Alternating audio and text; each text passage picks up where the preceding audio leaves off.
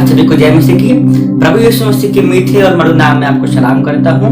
वो सच्चा परमेश्वर है और आनंद का सोता है। और धन्यवाद करता हूँ कि बीते दिनों उसने मुझे, मेरे परिवार को, हमारे कलिसिया के, हमारे लोगों को बीमारियों से, तंगहाली से, महामारी से और ऐसे तमाम चीजों से बचाया कि जो हम पर आने वाली थी, लेकिन परमेश्वर ने ये होने दिया कि हम उससे बचने पाए और उसके नाम का धन्यवाद करने पा रहे हैं। प्रभु धन्यवाद करता हूँ मैं कि परमेश्वर ने बीते दिनों मुझे एक वचन से आशीषित किया और मैं इस पे बहुत दिनों तक मनन करता रहा और एक बात पे सोचता रहा कि सच में कितनी बड़ी बात है जब इसको बहुत ध्यान से हम पढ़ते हैं। तो आज के समय में लोग, संसार के लोग, कई बार मसीही भी एक खुशी के तलाश में, एक आनंद के तलाश में होते हैं।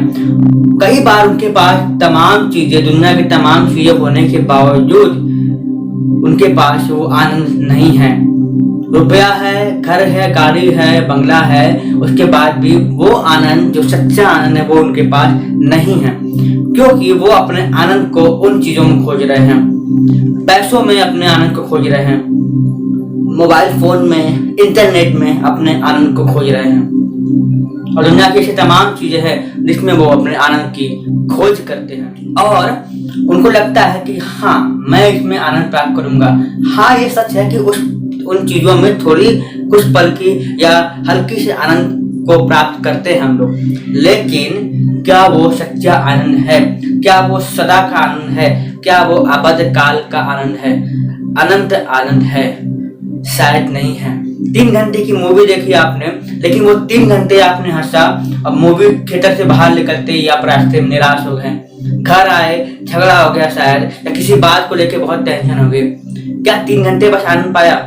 हाँ, देखिए वो आनंद उसी पल का था। कहीं घूमने गए, किसी मॉल में गए, मेले में गए, वो आनंद सिर्फ उस पल का था जिस समय आप उस वक्त में थे, उस जगह पे थे, बस उस पल का आनंद था। लेकिन वो आनंद बस उस समय तक का था। उसके बाद क्या है? आप निराशा में पड़ गए, आप रो रहे हैं, आप हताश है, आपने खाना नहीं खाया, आप डिप्रेशन में जा रहे हैं। क्यों? क्योंकि वो कुछ पल का आनंद था, कुछ समय तक आपको बांध सकता था, लेकिन आप अब तक नहीं जा सकते आनंद को।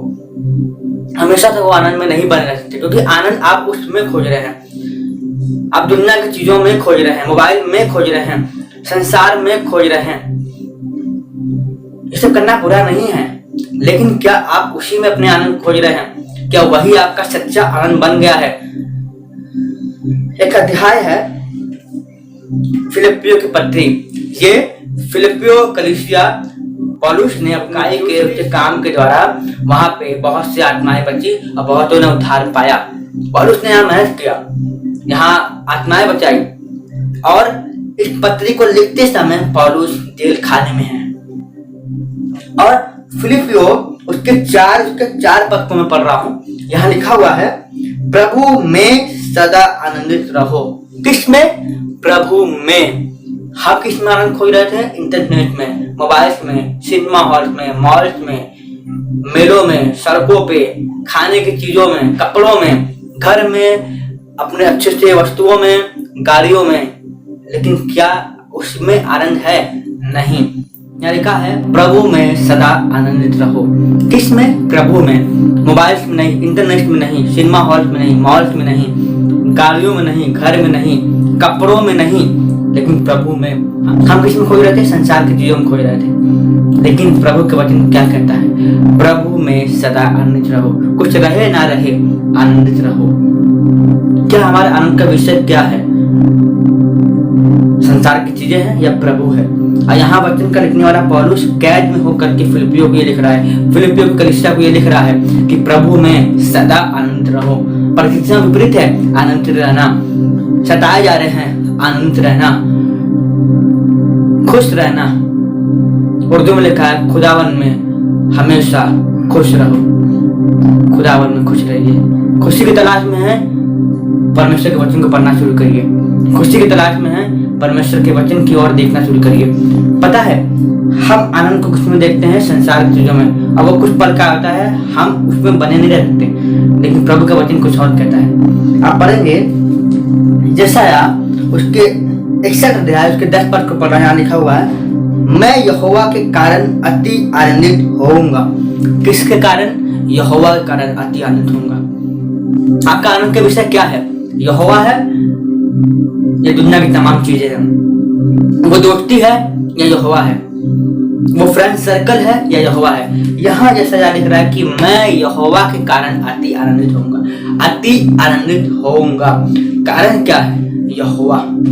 यहाँ लिखा हुआ है मैं यहोवा के कारण अति आनंदित होऊंगा, मेरा प्राण परमेश्वर के कारण मगन रहेगा। आपको नया फोन मिलता है, आप मगन हो जाते हैं। बाइक मिलती है, मगन हो जाते हैं। कुछ नया पाते हैं, नए कपड़े होते हैं, मगन हो जाते हैं। लेकिन क्या मगन रहने के कारण सिर्फ वही बन गया है? यहोवा नहीं है। खुदा के लोगों, सच्चा आनंद यहोवा ही होना चाहिए आपकी जिंदगी का।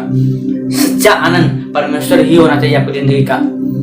यहाँ लिखा हुआ है कि मेरा प्राण परमेश्वर के कारण मगन रहेगा। किसके कारण? परमेश्वर के कारण। आपका कारण क्या है आनंद करने का? आपका कारण यहोवा होना चाहिए। फिर आगे लिखा हुआ है क्योंकि उसने मुझे उद्धार की वस्त्र पहनाए और धर्म की चादर ऐसे उड़ा दी जैसे दुल्हा फूलों की माला से अपने आप को सजाता है और दुल्हन अपने गहनों से अपना श्रृंगार करती है। ये सच्चा आनंद है जो मसीह का है। अब पता है फिलिप्पियों 4:7 में लिखा हुआ है प्रभु में सदा आनंदित रहो। मैं फिर कहता हूँ आनंदित रहो। आपका आनंद सदा कब होगा?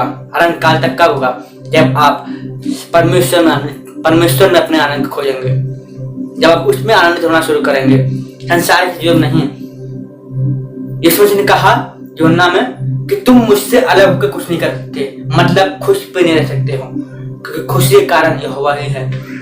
संसार में खुशी मिलती है लेकिन वो कुछ पल का है। आप अनंत आनंद में बिताना चाहते हैं तो आपको वो आनंद यहोवा ही देगा, यीशु मसीह ही देगा, परमेश्वर ही देगा।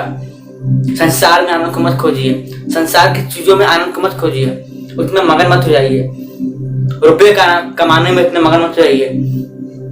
परमेश्वर के आनंद में आनंदित होइए। लिखा है उसके निकट आनंद की भरपूरी है। किसके निकट? परमेश्वर के निकट, उसके वचन के निकट, उसके आत्मा के निकट, उसके उपस्थिति में परमेश्वर में आनंदित है। आनंद है, आनंद का सोता है। लिखा है वचन में, वो आनंद का सोता है। निराश है, हताश है तो परमेश्वर के पास जाइए। प्रभु में सदा आनंदित रहो। मैं फिर कहता हूँ आनंदित रहो। आप आनंद की तलाश में हैं, आप एक खुशी की तलाश में हैं जो दुनिया में नहीं मिल रही है। खुदा के पास आ जाइए, वो सच्चा आनंद आपके ऊपर उधेड़ देगा। खुदा के लोगों, ये बताना मांगता हूँ, मसीह में आनंद रहिए। इस वचन से आप सबको बहुत आशीष मिले। जय मसीह।